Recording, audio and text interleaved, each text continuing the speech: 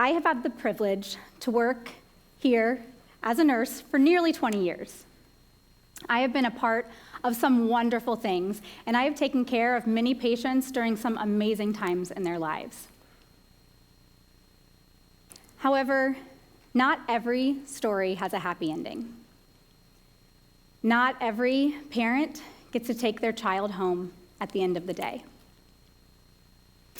I saw this firsthand during my time at the bedside when I worked as a nurse on the unit taking care of patients with blood disorders and cancers. We as staff, as you can imagine, got very close with these patients and their families. We were there during life-altering, sometimes terminal diagnoses. We were there for first treatments. We were there for surgeries. We were there for possible relapses and last treatment celebrations. And sometimes we were there at end of life. One of those times, about 15 years ago, I was taking care of a patient. We'll call him Andy. Andy had taken his last breaths, and his family had said their goodbyes, and they were ready to leave. However, they weren't quite comfortable leaving because Andy was alone in his room, as his body had not yet been taken to the morgue. So they asked me if I would mind staying with him and accompanying him to the morgue. Now, I, as almost any staff member would, readily agreed. Whatever I could do to make them comfortable and to start them on their process and their grief journey to process through all that just had happened. So fast forward to 2018. I had just obtained my MBA, and I had just completed an amazing year-long educational program with the Business Process Improvement team. And I left my role at the bedside, and I transitioned into a role as a specialist with BPI. Now, our team increases efficiency and value by decreasing waste and variation by streamlining processes. So what we do is we try and take what might look like this in the beginning and hopefully leave it a little bit more like this. Now, I had no idea that 4 years into my role as a specialist with BPI, I would be able to really exactly lend my bedside experience to a project that came through our work queue, a project that dealt with streamlining the bereavement process. Now, I couldn't help but think back to all the patients and families that I had taken care of at the bedside. But I also thought we had a process dealing with this. That was my assumption. I had done it. I'd seen my colleagues do it. But what I quickly learned after digging in is that A, not every unit deals with death, and B, the ones that do, those departments might be doing it a little bit different. So we set out to make sure every parent in every department, no matter the time of day or day of the week or hour of the day, got the same treatment. So we needed to optimize this process and then roll it out across the organization.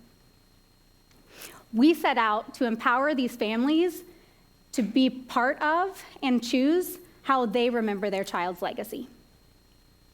So before our team likes to tackle a problem, we need to put some data to it, right? We love data.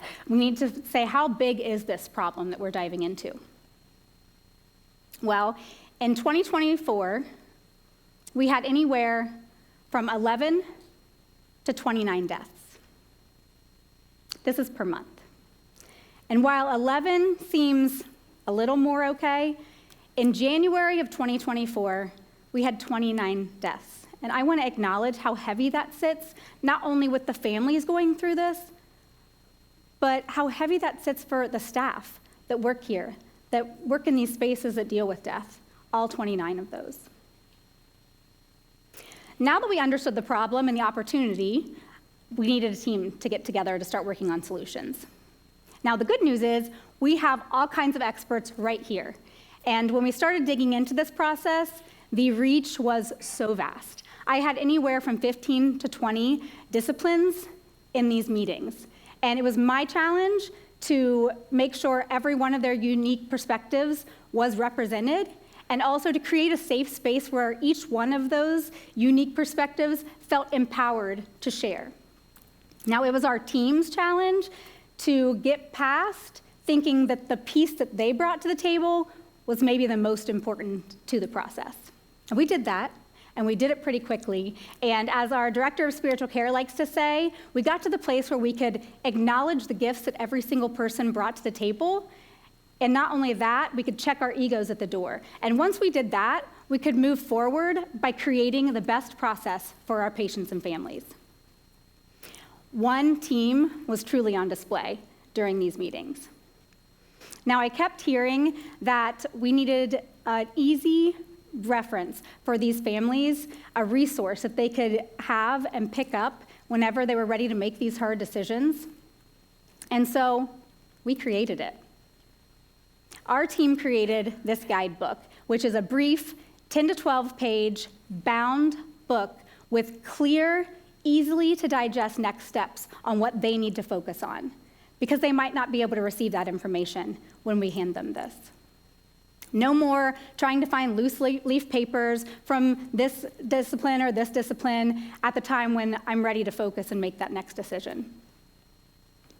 Our team of experts wrote this document word for word, and our one-team culture was embodied, and it was remarkable to see. The next thing we did, create a legacy box. Now, each box is tailored to that individual patient situation and that family. But we needed a place to start. So we started with the box. I know what you might be thinking: clean, white, stark, maybe even sterile. We had the same thoughts, same doubts, we'll say. But we wanted to create a blank canvas to empower these families to build the legacy for their child.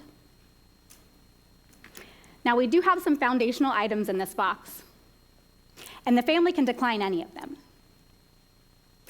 We start with an intention card, and this explains the intention behind the box. And we include this in every box because we know that that family might not be in the right headspace to take that information in while we're reviewing it with them. We have a standard sympathy card that is hand-signed by our CNO and CMO, and that's in every box. We have the opportunity to create embossed handprints with our child life team. If the situation is appropriate, we can take a lock of hair, adorn it with a ribbon, and place it in a keepsake bag to be kept in that box. We can take these prints or photos of the hands or the feet and send them on to have a 3D print created of that hand or that foot for the family to keep. And if, again, appropriate to the situation, we can either print an EKG strip and place it in this box, or we can have our music therapy or other trained staff obtain a heartbeat recording. That recording can then be sent to our music therapy department, who does some amazing, incredible things, and they create awesome mementos for these families to keep. And either that drive or that EKG strip can be placed in this heart-shaped box to be kept and remember that child's legacy. I also have the guidebook here. Sometimes that's kept in the same space, so they can easily find it. But what we found after introducing this box is the impact is extremely positive. When we were trialing this box, one of our child life specialists took this box into the home, and it was somewhat of a chaotic situation in this home. As happens, there was furniture and other things pushed aside to make space for a medical bed in that living room and other medical equipment and hospital equipment to be placed to take care of that patient during their end of life. And this child life specialist introduced this box and didn't know if she'd ever see it again. But the next time she came into that home, the siblings were so excited to show her the mementos that they had chosen to be placed in this box to remember their sibling. And the family was so excited to share with her the artwork that they chose and created as a family to adorn this blank canvas. Now, we set out to streamline and optimize this process so as to not completely overwhelm these families during what is inherently already a very overwhelming time for them. But we didn't want to do that so much that we get away from what the box is truly about. These things are nice, but I had an aha moment early in the project when I was having a conversation with another child life specialist, and she had told me, It's about so much more than the items in the box. It's about the healing that occurs in the creation of the items with the family. It's about the feelings and the processing that happens when we include them in building the legacy for their child. And this reminded me of a quote by Maya Angelou. People will forget what you said, and people will forget what you did, but people will never forget how you made them feel. And that's what we set out to do with this project, with the guidebook, with the legacy box. We wanted to reframe bereavement and empower these families and provide equity no matter the unit of the hospital, the hour of the day, or the day of the week. So we can make the processing of their bereavement maybe just a little bit easier. Thank you.